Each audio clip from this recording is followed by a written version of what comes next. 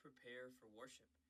Welcome back to Ask Pastor Anything, where we do our best to answer questions about faith and the Bible. If you have a question, find the link down below to the anonymous Google form, type in your question, hit submit, and I'll do my best to get a video response to you as fast as I can.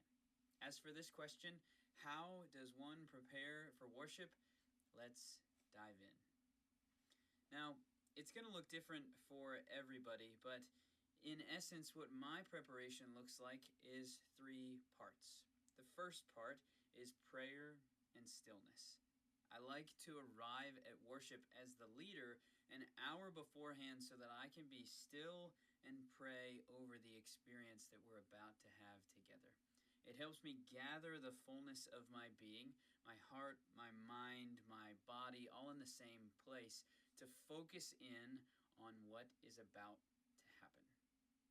Now, this can really be challenging sometimes. We come to worship with a number of different things on our hearts and on our minds, and so our hearts and our minds may not always be where our feet are. But so, gathering in that way, having moments for stillness and prayer before worship, helps me to live into the words of Jeremiah 29:13. God speaks, "You will seek me and find me when you seek me with your whole heart."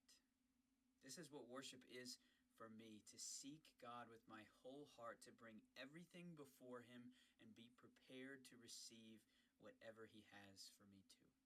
So that's part 1. Stillness and prayer. Part 2 is joy and connection.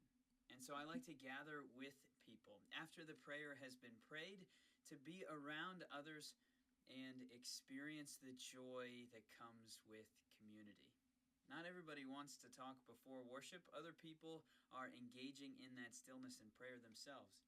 But some people, they want to share stories of their past week. And I want to hear how God has been part of their last week, how God has been calling them and moving them, strengthening them, and inspiring them.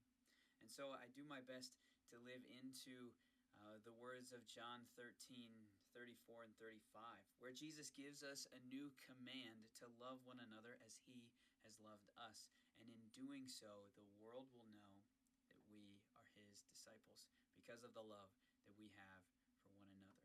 And it can be as simple as checking in with people. How you doing? What's going on? How is God moving in your life? How can I pray for you? So that's part 2, connection and joy.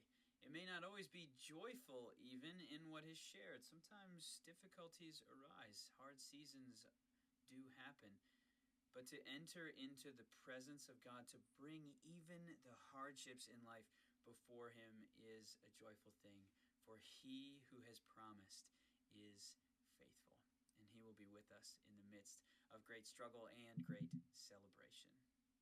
Again, part 2, connection and joy. Then finally, we enter into worship, and it's time to worship in spirit and truth. Jesus says this is true worship, to worship in spirit and truth. That happens in John's Gospel, chapter 4, verse 24.